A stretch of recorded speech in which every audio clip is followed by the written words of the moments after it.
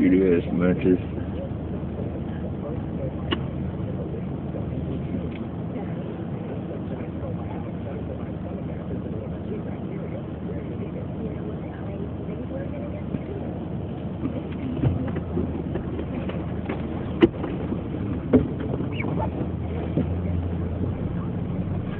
Great deals on thousands of items when you get that first card. Save $10 on all varieties of medical block food if there's 1.1 pound bags.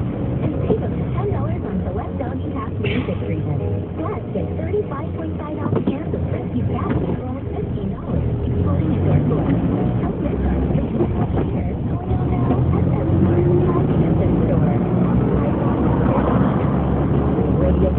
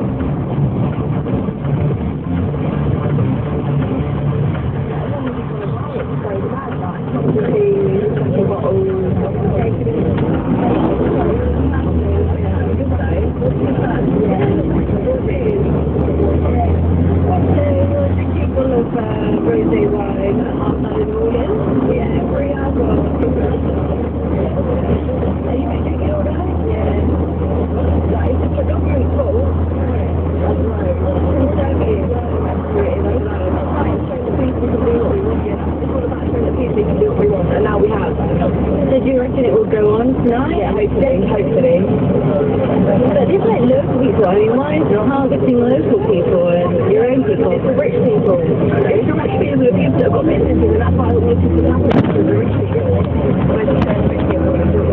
Hey, if you think that's fair, how about identity theft? What if someone stole your credit card and tried to destroy your life?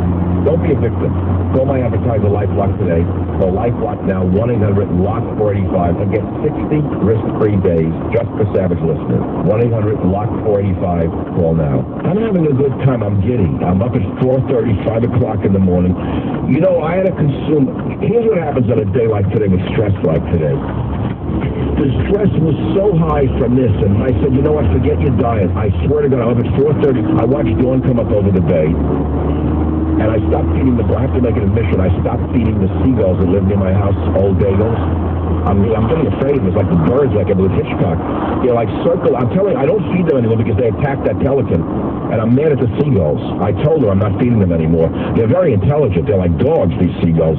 And the beaks are razor sharp. I don't have to tell you, they can break open a clam. Can you imagine what they can do to your head? They're circling my house like a Hitchcock movie now. I wake up in dawn, and there they are, the two of them. And they swoop down on the deck like black figures out of a horror movie. I have to come out with like a rake in my hand because I won't feed them a bagel. They're psycho seagulls. Anyway, I chase off the seagulls, and I watch the black go to the gray. Dawn is beautiful. Dawn can be beautiful from a mountaintop high in the Andes. That's what got me into ethnobotany. That one line, I'll get distracted now because, you know, that's what drove me into ethnobotany back in the 1966, 7, 68. One line from a scientific paper. Dawn can be beautiful from a mountaintop high in the Andes, written by Richard Evans Schultes, at the beginning of one of his ethnobotanical masterpieces. And I said to myself, wow, if there's a scientist that can write this poetry, I want to be in that science. That's what really drove me into all the years of searching for plants, was the poetry involved. But of course, he was one in a million. You know, no one ever followed him. Some try, but they don't even understand that there's poetry in science.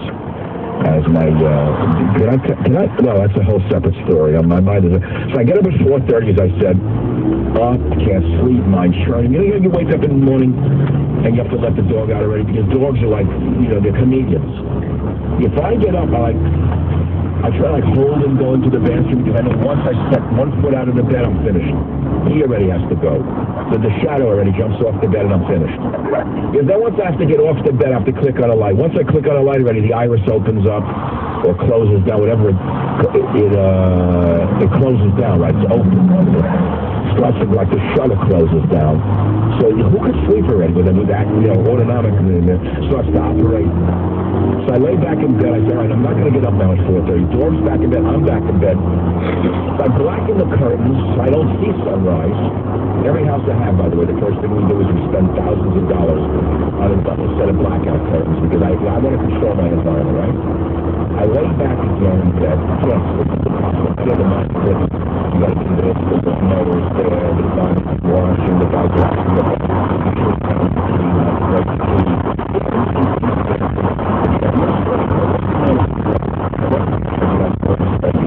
it's telling us true, but it's an option.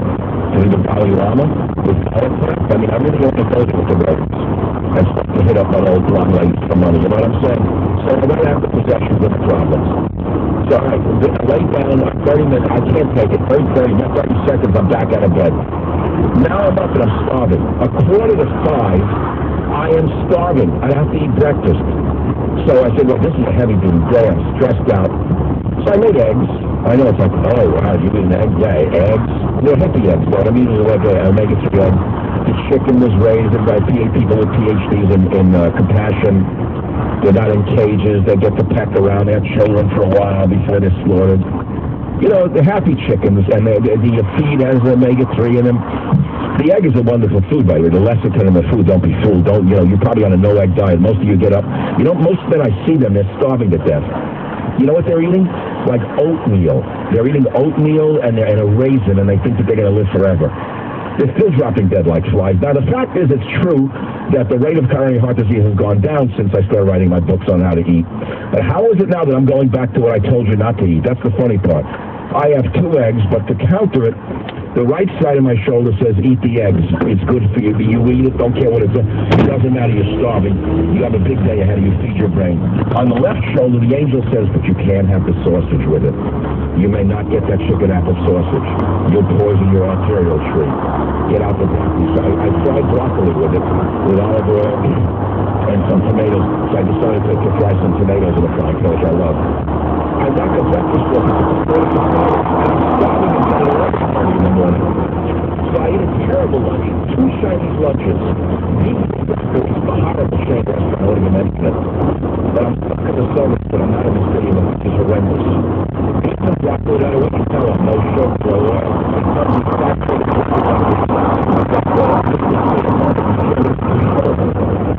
And here I am on the radio, never feeling better.